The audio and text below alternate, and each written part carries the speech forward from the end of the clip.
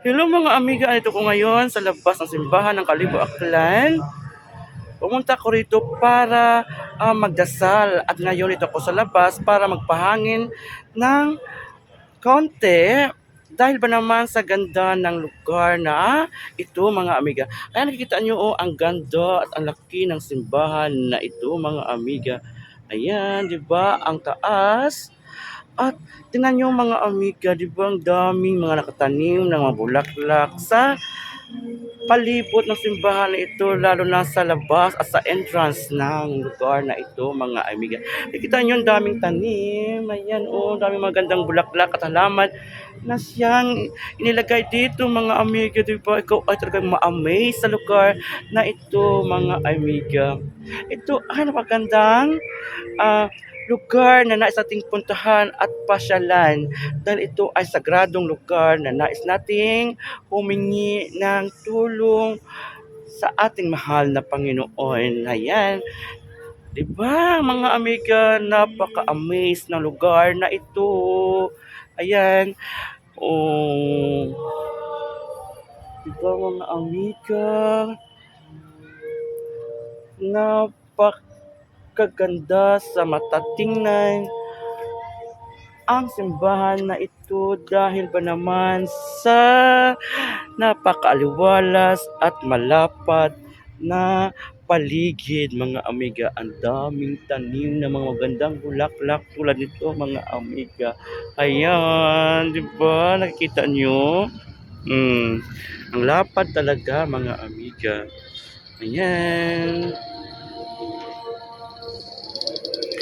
At mayroon pang nagaganap na okasyon, kasal sa loob ng simbahan mga amiga. Ayan oh. Diba ang laki ng simbahan nila mga amiga. Ito ang Cathedral ng Kalibo Aklan. Mga amiga yan.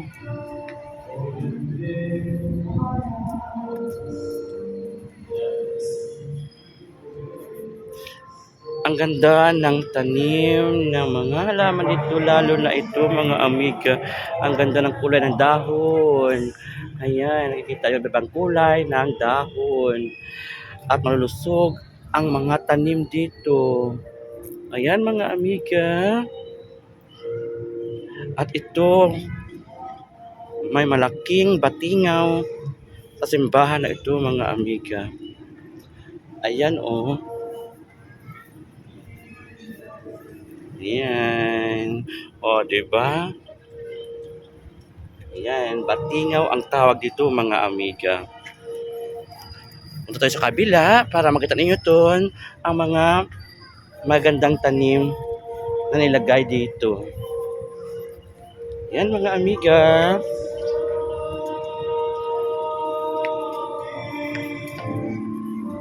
O, diba? Nakita nyo mga amiga, oh. Yan. Ang ganda ng mga bulaklak na tinanim dito.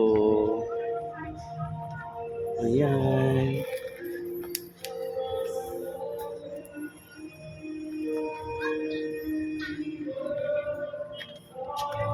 Andoon si Mama Mary, mga amiga. Ayan, tingnan nyo, oh. Ayan, doon si Mama Mary. Ayan.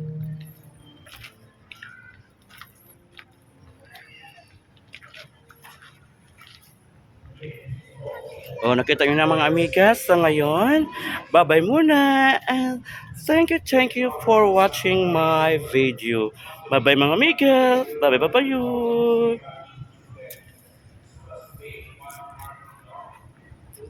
Love you all.